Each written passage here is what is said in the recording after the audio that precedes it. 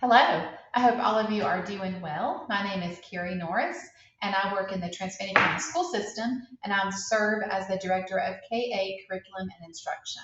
So I'm very excited to be talking to you via this recording about different things with leadership and really what I consider as tips for success with at whatever role that you choose within education. So thanks in advance for listening as I go through a few important slides. First of all, about me, this is just always my reminder slide to tell anyone entering education that you really have to work hard to find a work family balance. Knowing when to close it up for the day so you can go home and be with the people that help refocus you and recharge you. Because if you burn out yourself on either end, you're not going to be able to support anyone else. So that's very important. Think about those people that will keep you feeling charged. The many careers of Carrie Norris. I like to start off with this because sometimes whenever you think about someone that is a school principal, and that was one of my roles, or a director, that you think that maybe they excelled throughout education in their life. And I'm an example of someone that did not.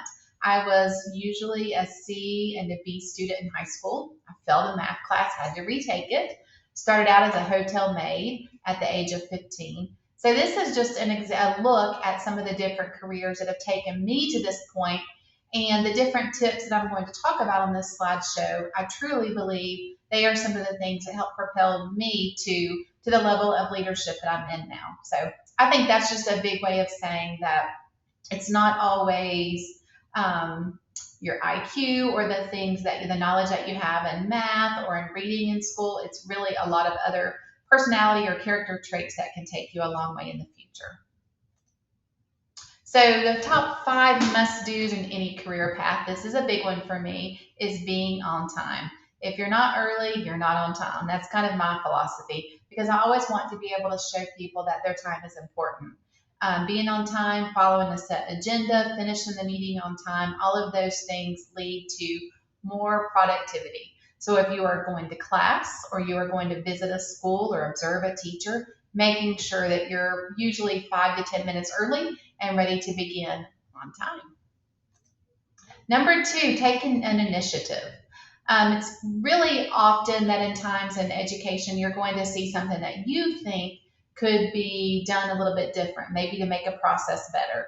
Maybe you're in a classroom and you think that how students are cleaning up for lunch could be done in a quicker, easier way for students. Take the initiative, share your idea with your teacher you're working with or your principal, an instructional coach, someone that has the ability to change it.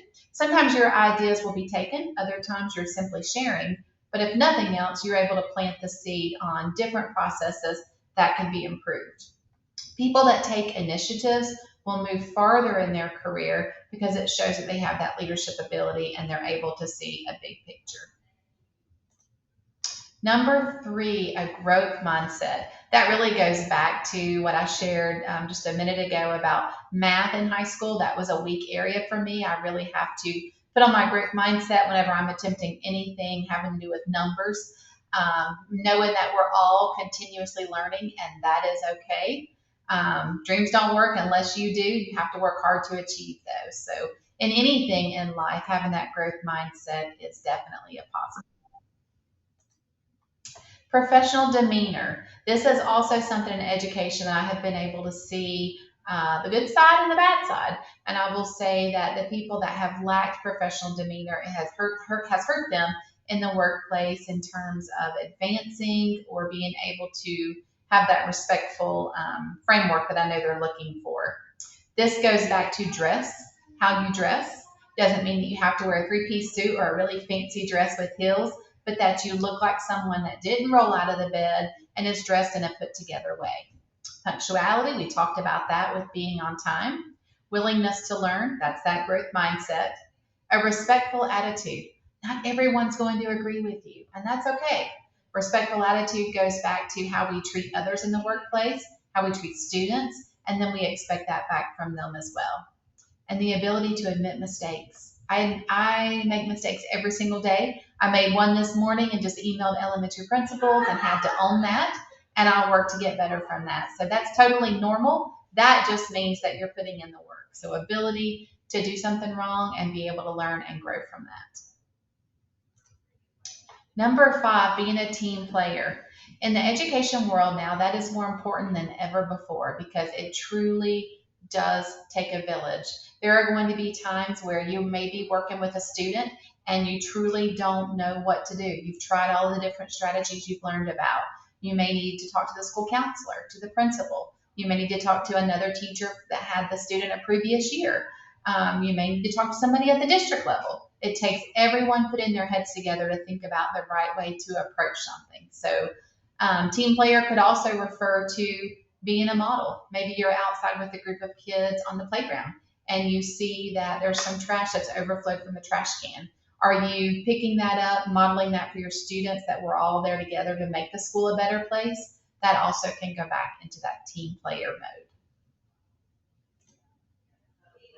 This is, whenever you get this slideshow, you can click here. This is an actual article, but I have some classroom school scenarios.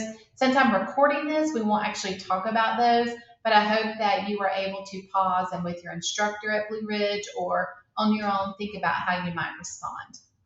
So scenario 1, you are a teacher in a school. In your classroom, a student continues to hit others when faced with frustrations. What steps might you take to help with this issue? Who do you think you may involve in conversations? This kind of has to do with that village that I just referenced. Scenario 2, you are a teacher in a school. You have to take daily attendance, record tardies, lunch count.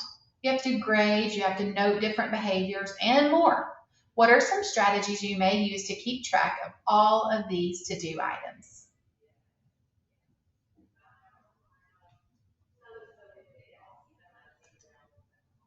Scenario 3, burnout. Again, with this presentation, you will see this link to Find Your Marigold. It's one of my favorites. You are a teacher in a school. Your team of teachers constantly complain about teaching at lunch and at recess. You see unhappy staff members in the copy room. You have cried on several occasions on different student behaviors. What can you do to prevent burning out on a career you once loved?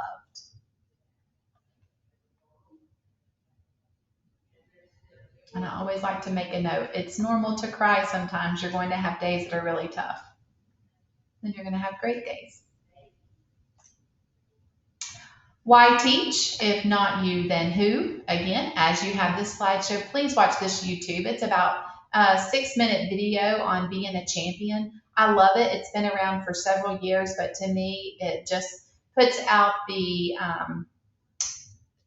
mindset that I think we all want to have as we are working with students now and for the future. Okay, so that was a short and simple slideshow that I just put together for you guys to watch on your own time. I do hope that you will go through the scenarios that are listed here and think about how to respond to those. I also hope that you will click on some of those articles that were there mentioned. Always reach out to me. Here is my email address. I love Transylvania County Schools. I'm always happy to meet with any of you on a one-on-one basis, even take you into our schools and see the great things that are going on. We would love to have any of you entering the pre-K through 12th grade world visit our schools and hopefully become part of our school system in the future. So we're here to support you, here to help you, here to cheer you on.